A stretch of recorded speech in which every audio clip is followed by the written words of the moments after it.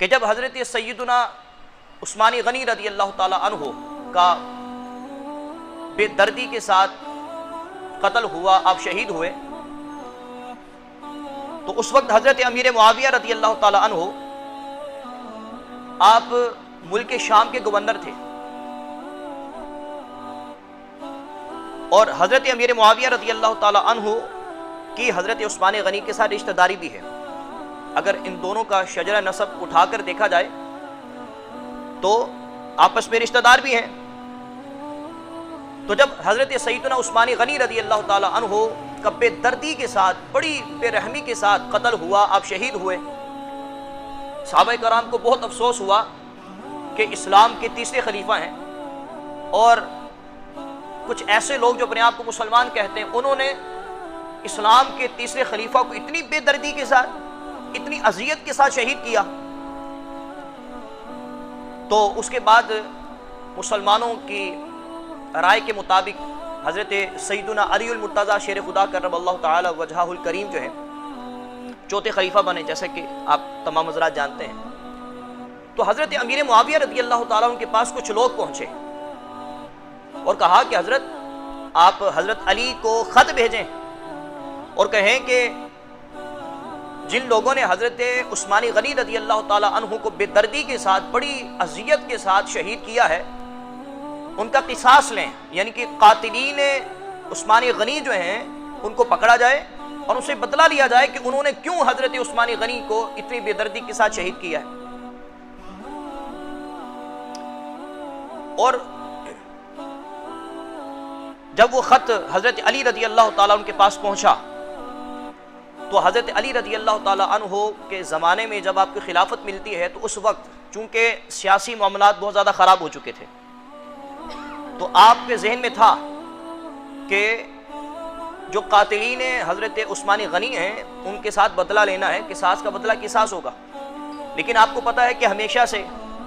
مسلمانوں میں ایسے غدار پیدا ہوئے ہیں جو اپنے آپ کو مسلمان کہتے تھے لیکن وہ اسلام کے دشمن تھے، مسلمانوں کے دشمن تھے۔ یہی ہوا کہ کچھ لوگ حضرت علی رضی اللہ تعالیٰ عنہ کو صحیح نہیں مانتے تھے، وہ خارجی لوگ حضرت امیر معاویہ رضی اللہ تعالیٰ عنہ کے پاس پہنچے اور کہا کہ حضرت علی رضی اللہ تعالیٰ عنہ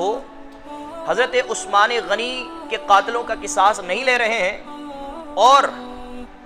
انہوں نے قاتلین حضرت عثمان غنی کو اپنی فوج میں، اپنی سپاہیوں، حضرت علی نے اپنی سپاہیوں میں شامل کر لیا، یعنی جھوٹی بات کہی۔ حضرت امیر معاویہ رضی اللہ تعالیٰ عنہ پریشان ہوئے، حالانکہ یہ چال تھی ابن سبا کی، وہ چاہتا تھا کہ حضرت امیر معاویہ اور حضرت علی کے درمیان کلیش ہو۔ وہی ہوا کہ جب حضرت امیر معاویہ خطوط پہ خطوط بھیجتے رہے اور حضرت عثمان غنی کے قصاص کا مطالبہ کرتے رہے اور حضرت علی ڈیلے کرتے رہے، تو پھر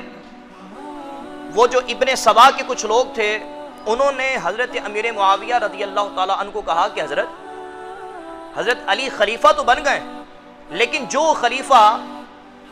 اسلام کے تیسرے خلیفہ حضرت عثمان غنی رضی اللہ تعالیٰ عنہ کا قصاص نہیں لے سکتا، وہ خلافت کیسے کرے گا، وہ حکومت کیسے سنبھالے گا، وہ اتنی بڑی سلطنت کیسے سنبھالے گا۔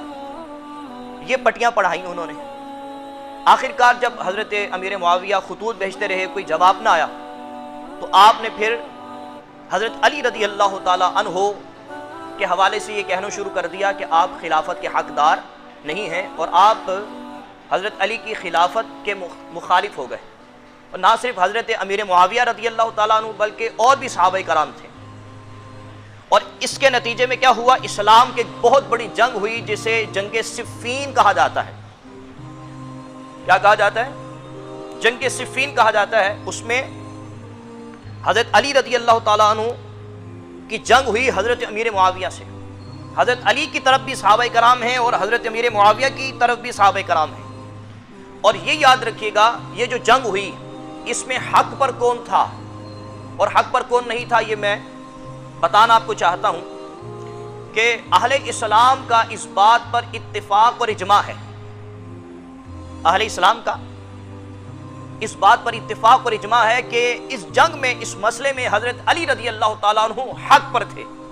اور حضرت امیر معاویہ رضی اللہ تعالیٰ عنہ اور آپ کے ساتھ جو آپ کے رفقا تھے، صحابہ کرام تھے، وہ حق پر نہیں تھے، یہ ان کی اجتہادی غلطی تھی۔ اور یہ جو جنگ ہوئی یہ غلط فہمی کی بنیاد پر ہوئی، غلط فہمی کی بنیاد پہ ہوئی، جیسا کہ میں آپ کو بتا چکا ہوں کہ حضرت علی رضی اللہ تعالیٰ عنہ کو معلوم تھا کہ قاتلین حضرت عثمان غنی میرے درمیان ہیں، لیکن جیسا کہ میں نے آپ کو بتایا سٹارٹ میں کہ حضرت علی رضی اللہ تعالیٰ عنہ کو جب خلافت ملتی ہے تو اس وقت آپ بہت سے مسائل میں گرفتار تھے۔ آپ نے سوچا کہ سب سے پہلے میں ان مسائل کو ختم کروں، پھر میں قاتلین حضرت عثمان غنی کا سے بدلہ لوں گا، ان سے قصاص لوں گا۔